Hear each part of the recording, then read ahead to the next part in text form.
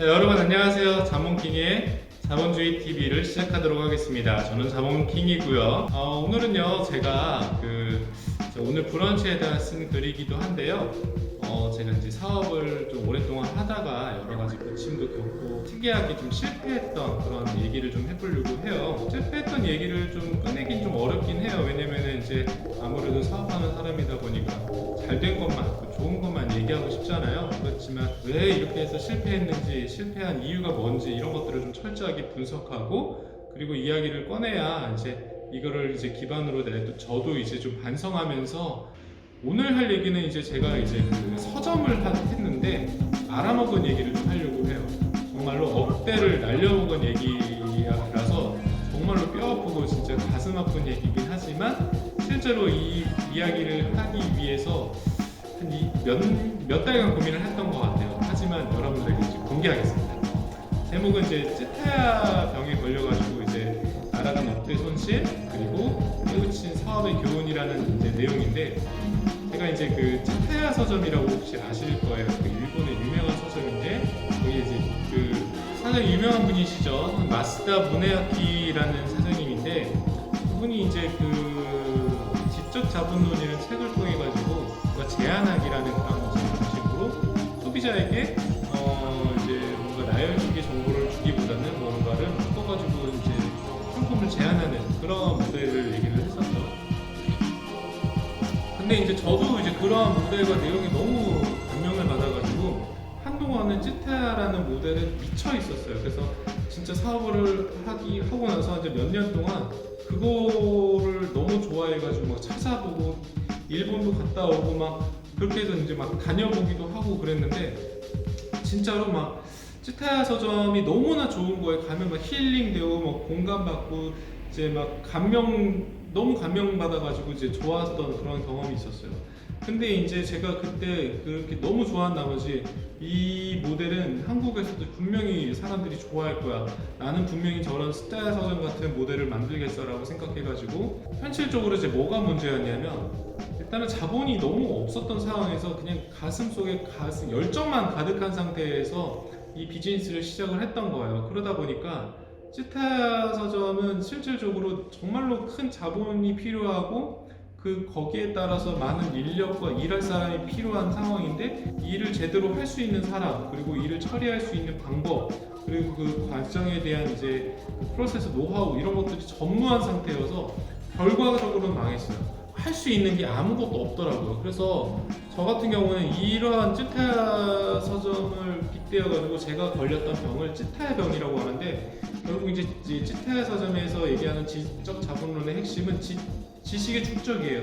그리고 사람들에게 이제 제한하고 거기에 따라서 수익 모델까지 발견할 수 있는 라이프 스타일 전반적인 이야기를 해야 되는 건데 저는 찌타야 병은 지식의 축적보다는 이미지만 모방하는 사업적 태도라고 정리를 했어요.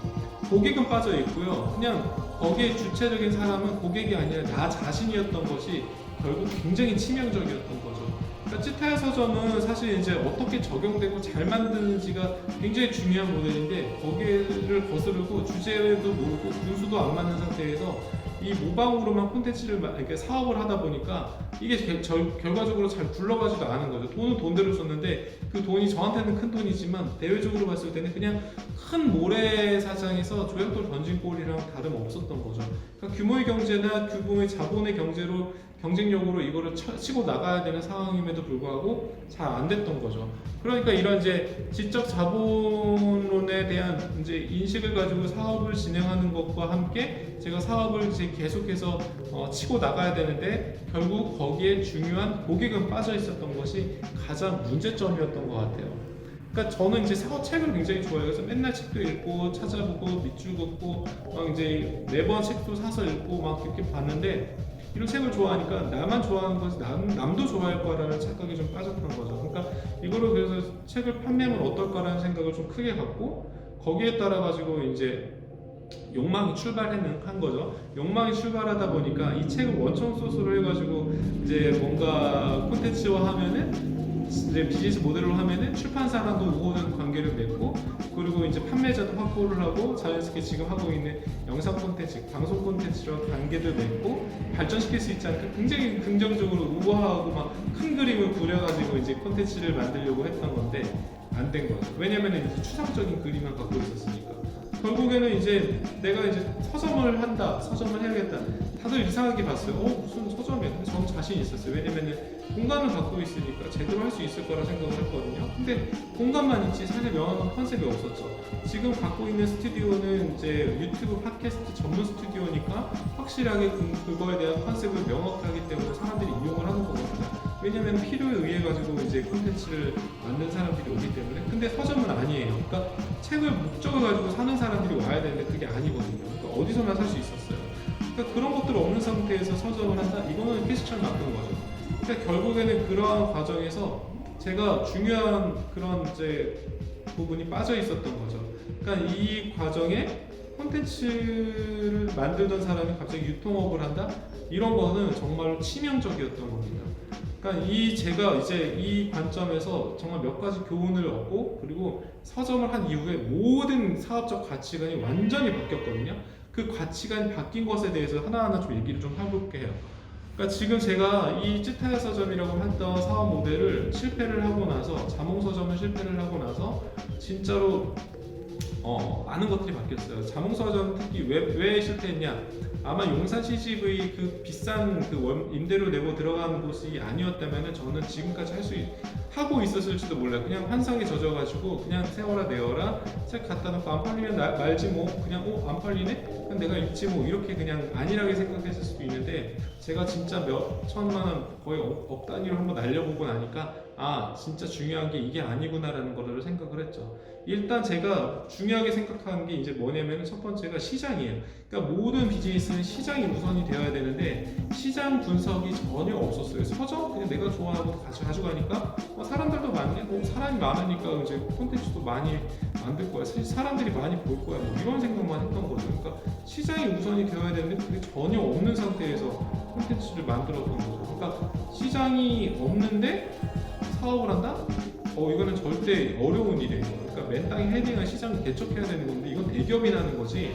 출판 시장, 아무리 이제 출판업이라는 서점업이라는 게 있어서 올라간다 하지만 서점이 지금 출판으로 돈을 버는 게 아니라 다른 걸로 돈을 버는 사업들도 지금 당해서 시장 성장률을 보고 있는데, 출판업에 대한 환상 이게 있었던 거죠. 근데 이게 아닌 거예요. 그러니까 사람들이 책을 안 읽는데 그거를 몰랐던 거죠. 저도 책을 많이 읽지만 예전에 비해서 책을 많이 안 읽거든요. 왜? 대체책은 많으니까. 근데 사람들이 보지 않는 상황에서 제가 계속해서 보는 게 그냥 나도 많이 보고 남도 많이 보는데 이거를 본다고 생각을 한 거예요. 따라서 이러한 상황에서 서점업이라는 것에 대해서 전혀 신경 안 쓰고, 근데 내 공간이 있으니까 그냥 하면 되지 않을까? 쉽게 생각한 거죠. 그러다 보니까 이제 실패의 가장 첫 번째 원인이었던 것 같아요.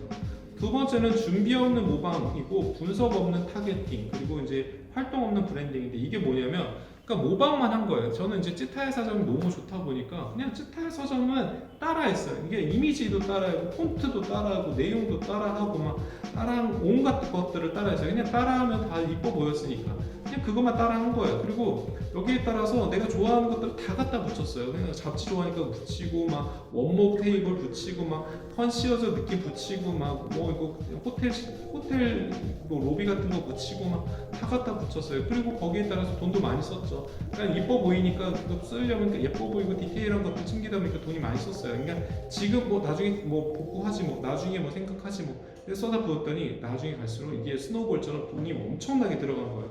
아니었어요. 그러니까 이게 돈이 이게 지식도 경험도 없는 상태에서 유통업을 딱 오프라인 유통업을 딱 뛰어든 상황에서 이게 안 되더라고요. 이렇게 결국에는 스트레스가 엄청 받고 몇백 원 이것만으로도 굉장히 스트레스 받았어요. 특히 서점업 같은 경우는 가장 큰 문제가 뭐냐면 돈을 이제 정산을 해줘야 되는데 책이 많잖아요. 그럼 출판사도 많다는 건데 이거 하나하나 정산하는 게 진짜 힘들거든요. 그러다 보니까 100원, 200원, 1000원, 뭐 이거 세금 계산서 이런 거 발행 하나하나 신경 쓰는데 스트레스를 너무너무 받는 거죠. 쉽지 않아요. 따라서 이런 관점에서 돈을 지불하는 과정, 그리고 이런 스트레스가 준비가 안 돼 있는 상태에서 명확한 타겟팅도 없는데 누가 좋아하지? 이런 거 없어요. 왜? 책은 범용적인 거라 생각을 했으니까. 책은 다 좋아하지 않나? 근데 아니더라고요. 그러니까 책을 다 좋아하는 사람이 너무 많은 거라. 이게 누구에게 정확하게 딱 꼬집어서 좋아해야 되는지를 정확하게 얘기할 수가 있는 게 아니었어요. 이에 따라서 콘텐츠를 만드는 상황에서는 정확한 타겟팅을 고려를 하지만 유통을 딱 하는 입장에서는 명확한 타겟팅을 못 잡다 보니까 그냥 그러니까 컨셉도 없어요. 왜? 그냥 젖지만 파는 서점이에요. 매거진 전문 서점. 이게 컨셉이지 누구를 타겟으로 콘텐츠, 그러니까 서점을 운영해야 되지 이게 없으니까 오는 사람, 그냥 길 가다가 들리는 사람 정도? 예쁘네 한번 가봐요. 이 정도지 오는 사람들이 와서 그냥 구매하지 않았어요. 그냥 유동성이 많으니까 오겠지, 사겠지. 전혀 사지 않고 오지도 않았어요. 왜? 전혀 이거 올 이유가 없는 거죠. 내가 목적성을 갖고 그러니까 영화 보고 나서 다른 거 할 줄 알았는데 안 하더라고요. 그러니까 이런 부분에서 명확하게 알지도 않더라고요. 그래서 제가 볼 때는 더 중요한 거는 그러니까 이 세계가 또 이제 관계의 역설이라고 해가지고 제가 페이스북 네트워크 막 이런 부분에 활발하게 활동하다 보니까 많은 사람들이 그냥 저도 알아주고 많은 사람들이 알아주니까 나도 유명하고 막 회사도 유명해지고 막 많이 알겠지? 사람들이 저희 회사에 알아주겠지? 아니에요. 전혀 몰라요. 그러니까 대중은 전혀 모르는 상태에서 자몽 뭔 회사야? 뭐 하는데요?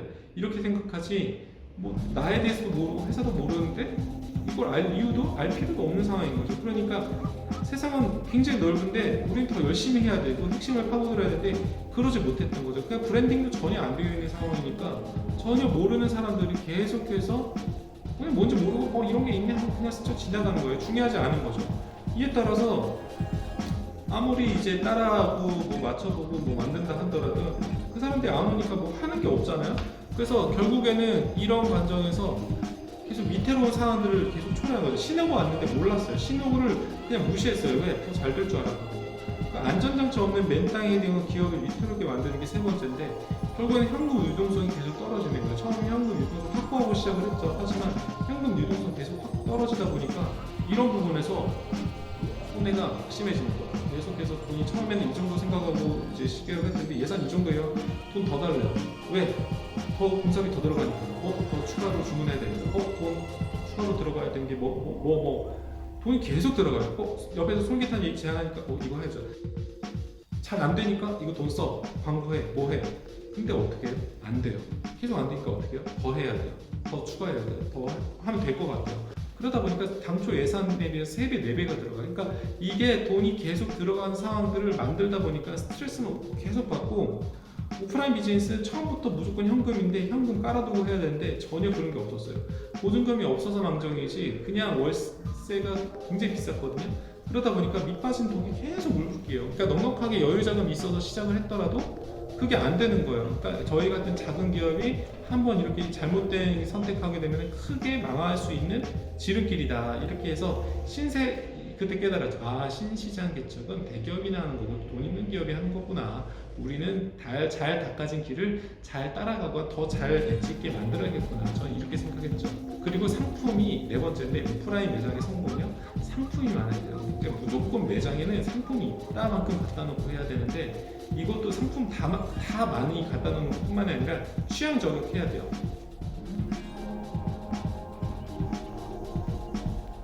상품이 많아야 되는데 이 상품 많잖아요. 많아야 되는데 없으면요. 일단은 가서 볼 게 없어요. 그러니까 뒤적거리고 만져보고 골라보고 사람들이 이런 재미를 느껴야지 되는데 이거 보고 저거 보고 하는 그런 보는 즐거움을 사실 시간을 뺏는 즐거움이거든요. 근데 이 집에 상품이 없으면 보지도 않아요. 찾아보지도 않아요. 한 번 보고 오지도 않아요. 다음에 이거 본데 시간이 없어. 다음에 또 와야 이게 없어요. 그러다 보니까 결과적으로는 상품이 없는 상태에서는 그 다음 버전이 없는 거죠.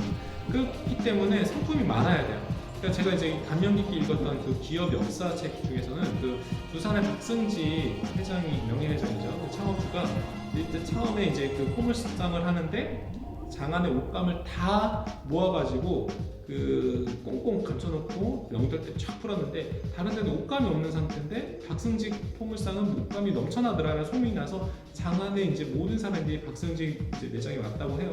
그러니까 저는 그거 보면서 결과적으로는 상품이 많아야겠다는 생각을 그때 어렴풋이 했는데 이번 오프라인 하면서 확실히 느꼈어요. 상품이 많아야 돼요.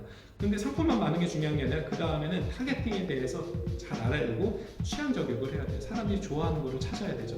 그러니까 그때까지 내가 좋아하는 거, 내가 원하는 거, 내가 바라는 것만 했는데 이때부터 바뀌었어요. 사람이 좋아하는 거, 사람들이 원하는 거, 사람들이 필요로 하는 거가 무엇인지 그때부터 많이 바뀌었던 것 같아요. 근데 이제 다음 5번째는 중요한 게 저는 고정비가 제일 무섭다고 생각을 했어요. 근데 아니더라고요. 더 무서운 게 뭐냐면 내일에 대한 희망이에요. 막연한 희망.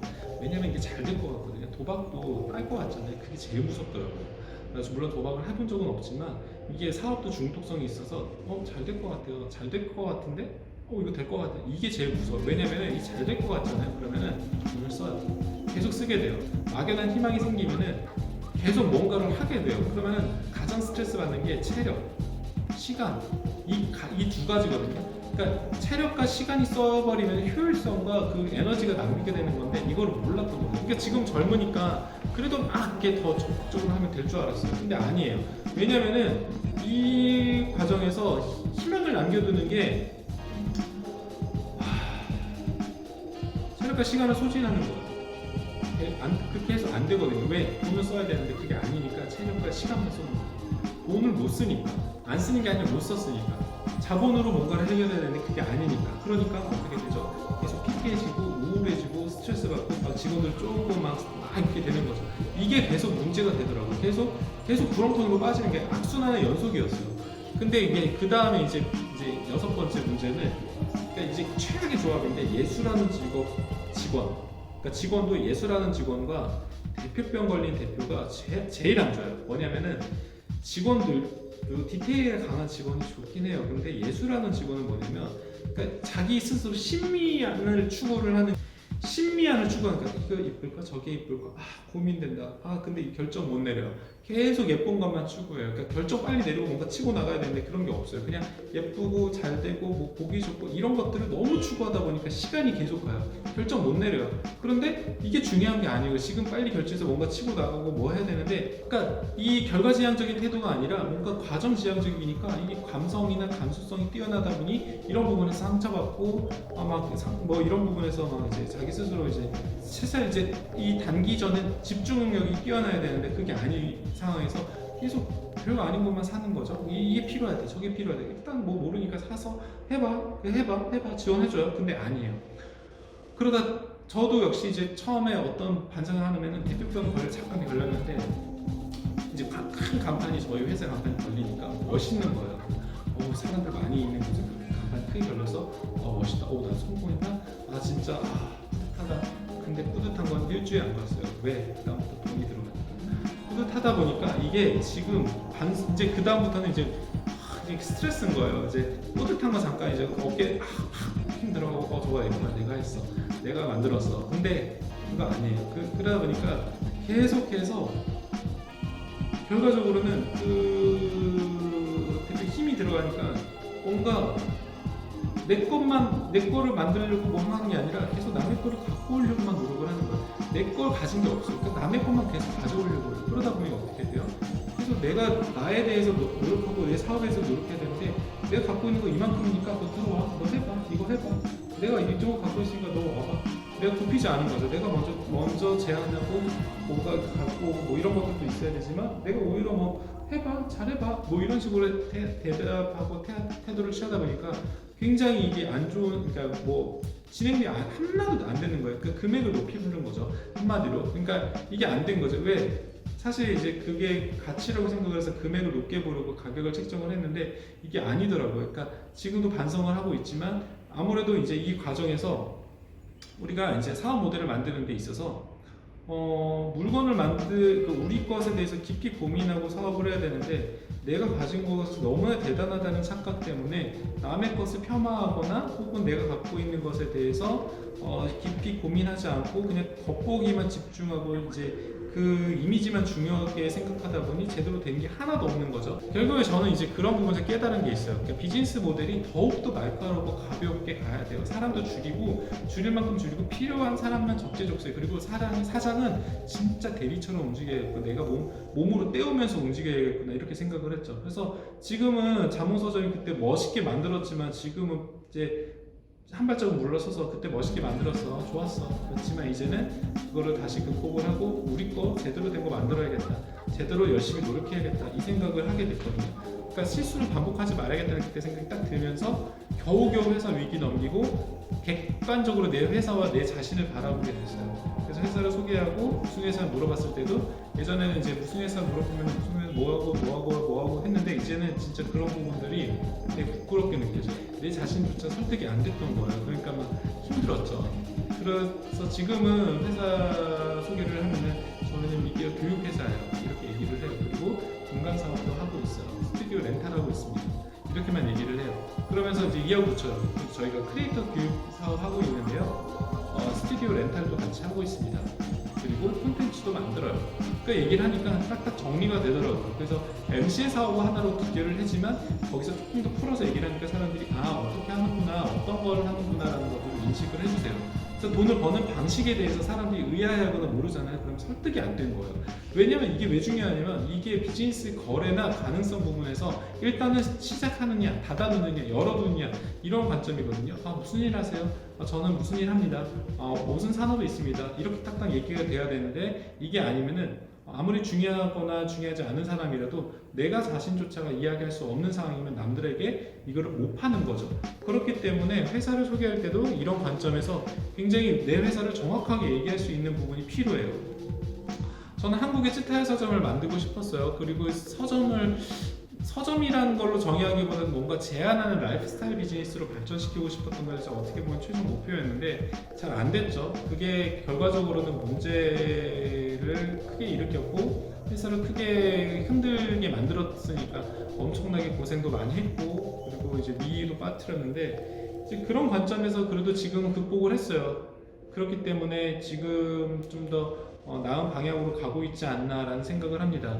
그리고 지금 뭐 얻었다면 얻은 거라고 할 수 있는데 오프라인 유통 시스템에서 익힐 수 있었어요. 그 서점에 대한 비즈니스에 대해서 다음 영상에서 한번 얘기를 해볼 텐데 이 판매 구조나 마진에 대해서도 얘기할 수 있을 것 같고 사업 모델에 대해서도 좀 더 막연했던 것이 이제 구체화됐던 그런 사업으로 가지 않았나 생각을 합니다. 그리고 또한 이제 인테리어 업체를 고르는 방법이라든가 그 절차에 대한 부분들도 얘기할 수 있어요.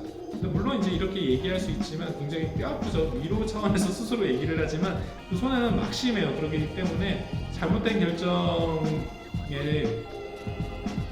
결정이 회사를 위기에 빠뜨릴 수 있다 라고 얘기를 드리고 싶어요. 그래서 그 얘기를 마치면서 오늘 영상은 여기까지 하도록 하겠습니다. 여러분 잘 보셨다면은 자몽킹의 비즈니스 라이프 자본주의 TV를 구독과 좋아요 눌러주시고 댓글과 공유도 많이 해주시면 감사하겠습니다. 그럼 여러분 다시 돌아올게요. 안녕.